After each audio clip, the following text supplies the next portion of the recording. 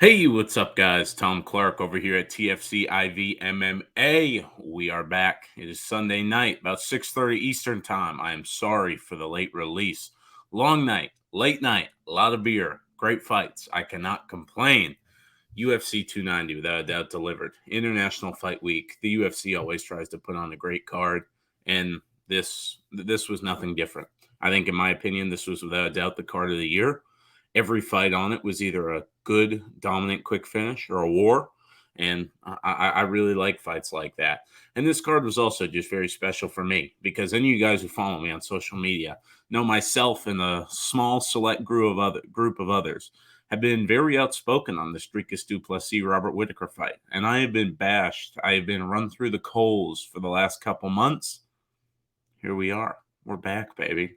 And we win a bunch of money and we get the last laugh. So I'm a pretty happy guy today, but still pretty tired. So sorry for kind of being dressed like shit and not being the most attentive. But boy, was it an awesome card, and I cannot wait to get into it with you guys. So we started off the night with Esteban Rivovic going up against Kamuela Kirk, and Kirk had a phenomenal first round. I mean, he got the back. He did everything he needed to do and did it flawlessly, to be honest with you. He looked phenomenal with his jiu-jitsu, and he got Ribovic down fairly easily on the first attempt. So after watching Rivic's last fight, that was very concerning because he got taken down 11 times. But he was able to get up. It didn't look too great in the first round for this one. But in the second and third rounds, Esteban Rivovic came back and put on a clinic on the feet. He caught Kirk several times. I believe dropped him in the second round once or twice, and just started off the fight with, or the card with a war. And that's exactly what we need on International Fight Week. The tough part with this card was there was 3 to 4 people snubbed to bonuses just because every fight delivered. So you can't give bonuses to everybody, and so there were some very deserving guys that missed out. I mean, that first fight is fight of the night on all the cards. But as we'll dig deeper in, you'll see why it couldn't be on this one. The next fight had a very great case to be performance of the night, but not on this card. So it's very tough. I hope some of those infamous locker room bonuses that are often talked about with Dana White were handed out because they were deserving. This card was phenomenal. And like I said, without a doubt, car of the year. But a phenomenal performance for Esteban Rivovic. I picked him. I went 11-2 on total picks last night, and he fought for our money, which was very good. He fought for our money, and that's what you want in a guy who he was a slight favorite, but he was all game and he was there. Then we went to the second fight. We went down to the flyweight division. We had Shannon Ross going up against Jesus Aguilera. I told you guys, I thought Aguilera was the side in this one. I'm nothing against Shannon Ross. I just really don't think he's any good. And he got stopped pretty quickly from Clayton, and I didn't think Jesus was on Clayton's level. But I thought Jesus had a very tough test against Tyra his first time out. So this was a huge step down in competition.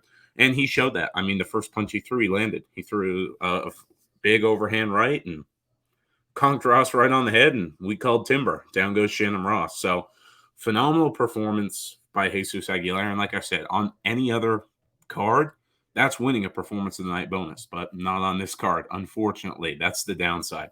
But great performance from Jesus Aguilera. Can't wait to see what's next for him. Flyweight is such a skilled division. It's also a shallow division. So if you can get off a couple quick wins, you can go places. So great performance by Jesus Aguilera. Can't wait to see what's next. Then we went to bantamweight, and this was a fight, as you guys know, I'm very excited about. I'm not outspoken. I'm very outspoken about it, that I really like Cameron Simon. One of my favorite fighters to interview. I've had him on twice. I'm going to try and get him on again now post-fight. And he looked phenomenal in there. Obviously, he was supposed to be in there with Christian Rodriguez. Christian had to pull out due to injury. Things happen, and Cameron put on a masterful performance. Terrence Mitchell put Cameron down with the takedown pretty quickly. Cameron used a guillotine to reverse it. He used another submission attempt later in the fight to reverse it. Ends up taking Terrence Mitchell's back and getting the TKO. Everyone was saying minus 600 was too steep of a price to pay for Cameron Simon. He proved it wasn't. It was a dominant performance, start to finish, by Cameron. And MSP is now 3-0 in the UFC. He's only been in the UFC for 8 months now, and he's already 3-0. He wants Cody Garbrandt next. That's a fight I'd love to see.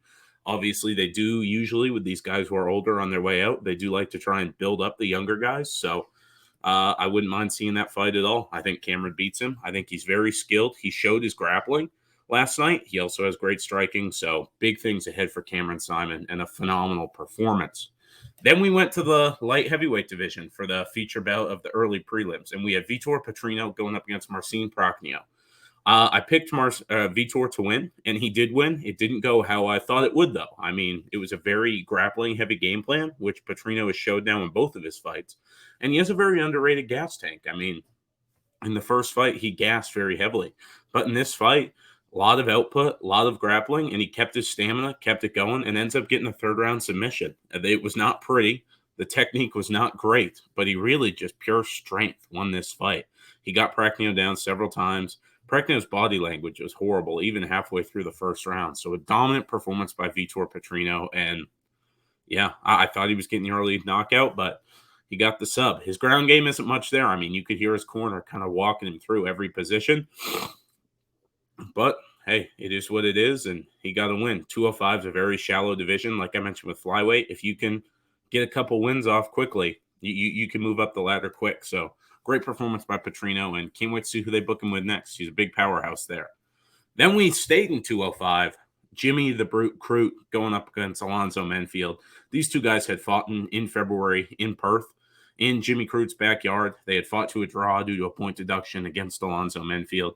And this was supposed to be the rematch. A lot of people thought Jimmy Crute would come out with some better fight IQ this time out, but I told you guys in the pre-fight video, my whole reasoning for picking Alonzo Menfield was because when you have a guy who continuously shows poor fight IQ, I can't pick him. And I mean, the first round was somewhat close. I did think Alonzo was landing the bigger, heavier shots. And then in the second round, he gets a standing guillotine, transitions it to the ground, and really locks in tight to where Crute tapped very, very quickly. So very dominant performance by Alonzo Menfield. Jimmy Crute did take his gloves off and throw him down.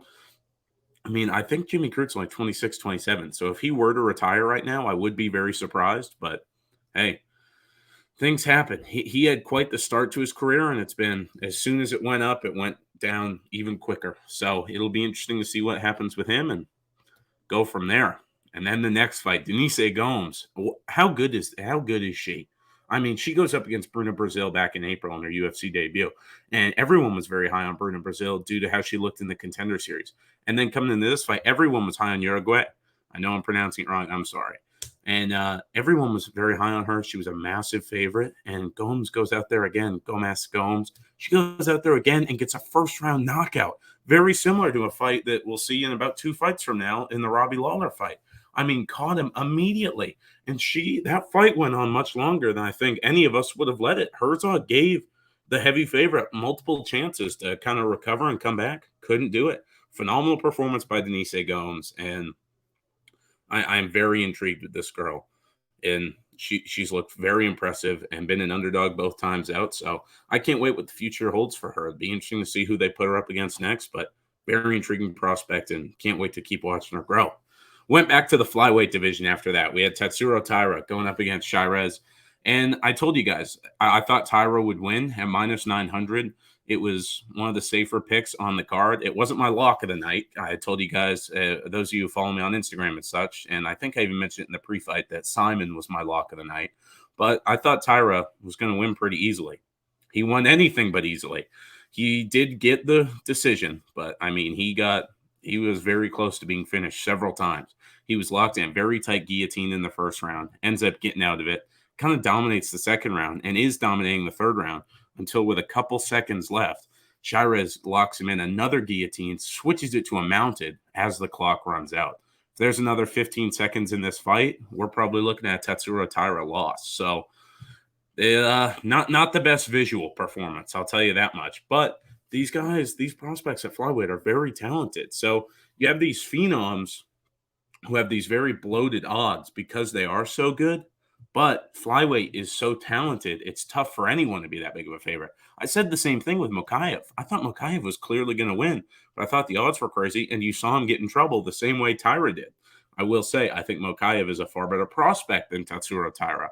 So it's going to be interesting, but both of those guys, speaking of both young prospects, both fought through adversity, and Tatsuro Taira gets the win. So it'll be interesting to see what they do with him next. Definitely going to be someone ranked, in my opinion, and let's see what happens.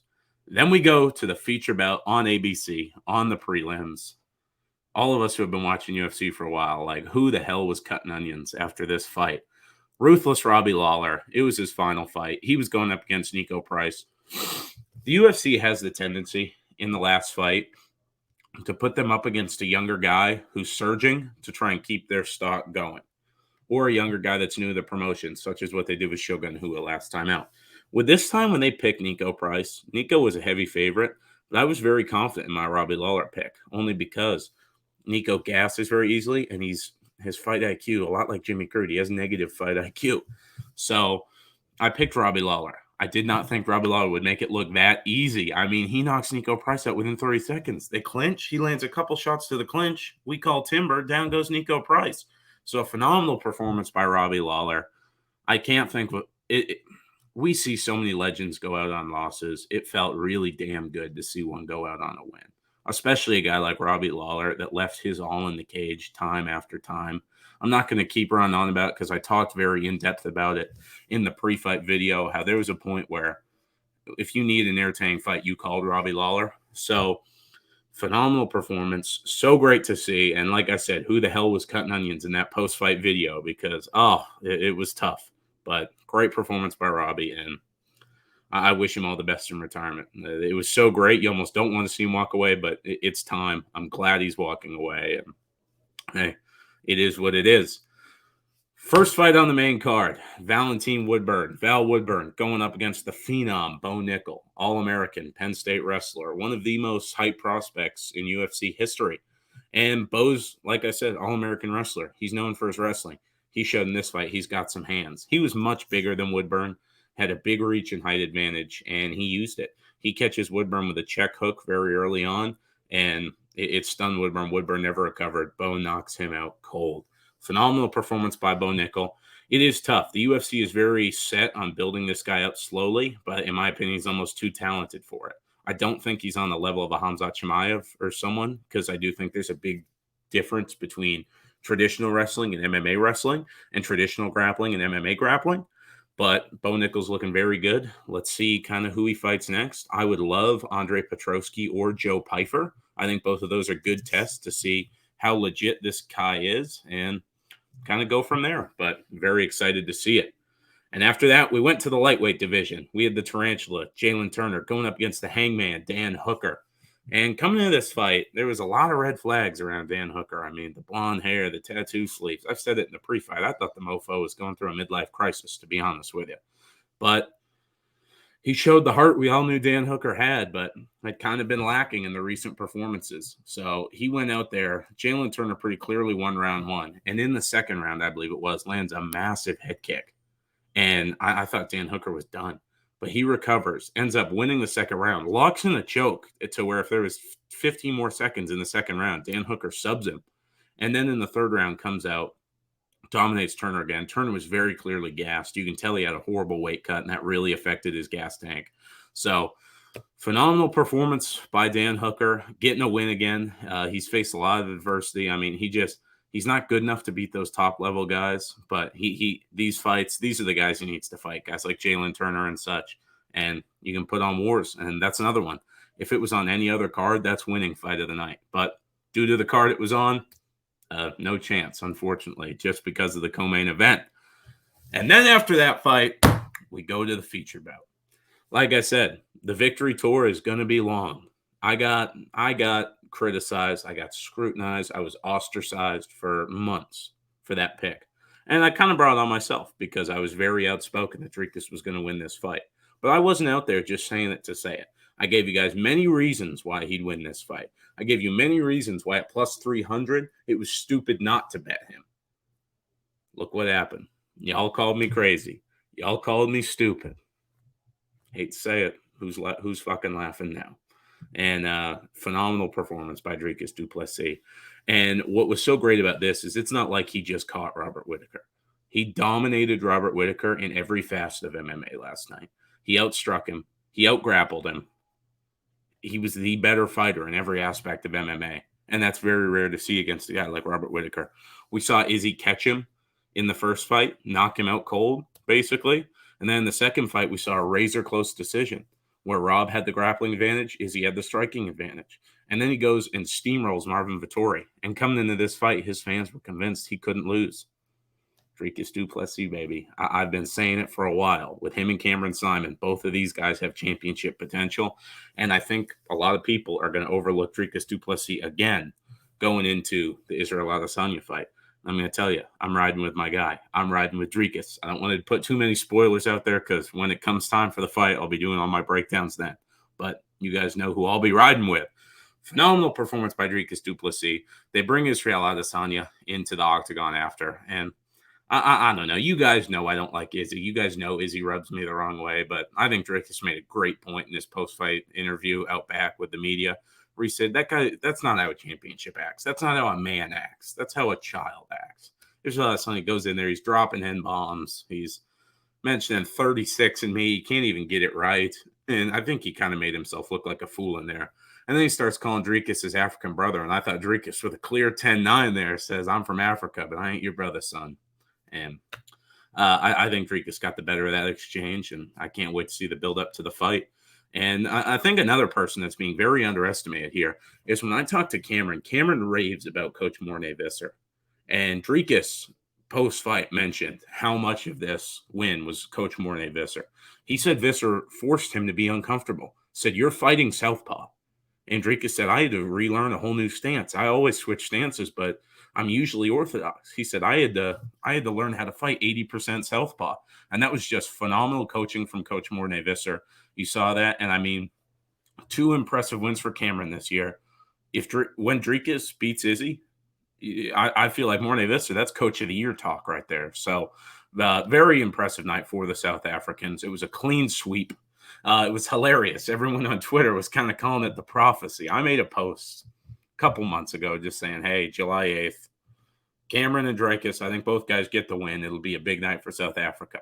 And Dricus retweets it, and he quotes, I'm going to win, Cameron's going to win, and the Springboks are going to win. It's going to be a 3-0 clean sweep for South Africa. Look what happened yesterday. The Springboks dominated, Cameron dominated, Dricus dominated. So maybe we can call him Mystic Dricus because he predicts those things. And I'm just glad it was on my tweet that he did it. But phenomenal fight in the feature bout. But we need to stop talking about it because the co-main and main deserve just as much shine. And in the co-main event, Alejandro Pantoja, Brandon Moreno. I told anyone who would listen that this was a pure fight fans card. There wasn't all the huge names to get casuals in there, but we knew the co-main main event combo was going to be some of the highest level MMA available. The skills at the lighter weight class is undeniable, and Pantoja Moreno was such high-class skill, it wasn't even funny. That fight was an all-out war. It was a who wanted it more, and both guys wanted it just as much. And I think at the end of the day, it came down to skill, and Alejandro Pantoja is more skilled. I think I'm going to be honest with you. I was in a sports bar, a lot of people, so I didn't get to hear all the commentary. I'm also so focused on the fight. Sometimes I zone the commentary out. Like, I'm not even listening to it. But I heard it was typical Joe Rogan stuff, just glazing Brandon Moreno, as he always does. I mean, we saw that in the Figgy fight. I love Joe Rogan, but he has an obsession with Brandon Moreno. And I think Alejandro Pantoja clearly won the fight. When I heard 49-46 from Moreno, I about spit out my drink. I said, they're really going to rob this dude. I thought Pantoja won rounds 1, 3, 4, 5. I thought it was 49-46 Pantoja, at least 48-47. Clear win for Pantoja. So I'm glad the right guy got the nod. And now you're in a tough spot because this isn't Pereira Adesanya, where Pereira's up 3-0, but 2 of them were in kickboxing. Only one's in the same sport, and Adesanya was winning the majority of the fight. Alejandro finishes him in the tough house, dominates him in the second fight in the UFC, and then in the third fight clearly gets the win. So he's up 3-0, all in MMA, and just a phenomenal performance by Alejandro Pantoja. Showed a lot of heart. He's a guy that's a finisher. He goes out there to finish. So to go 5 rounds and to keep that intensity and not gas out, very, very impressive. And like I said, I'm just glad the right guy got the nod. And then the main event, I told you guys going in, I thought Volk was going to win. I did think there was value in Yair. And Volk made all of us that said there was value on Yair eat our words. Very impressive performance by Volkanovski. And not much else to say. I mean, the guy's doing laps now. He's dominated Max Holloway. He dominated Brian Ortega. Dominated Yair Rodriguez. He's beating all these guys. I want to see the Topuria fight, but I'd love to see the Islam rematch. So plenty of possible options, but phenomenal performance again for Volko. I cannot wait to see what is next. Guys, let me know about your general thoughts for UFC 290, what your favorite fight of the night was, what your favorite finish of the night was, because there were so many. Let me know what you think. And as you can see, you got my socials on the bottom of the screen here. Follow me on Twitter, Instagram, and subscribe to the YouTube channel. I know I took a little break for about a month, but we're back to regular content. Can't wait to talk the cards with you. Obviously, we're coming off UFC 290 here. Next week's card's kind of here, but hey, we're going to break it down regardless. And I look forward to speaking with you guys later in the week. Have a great rest of your day, guys.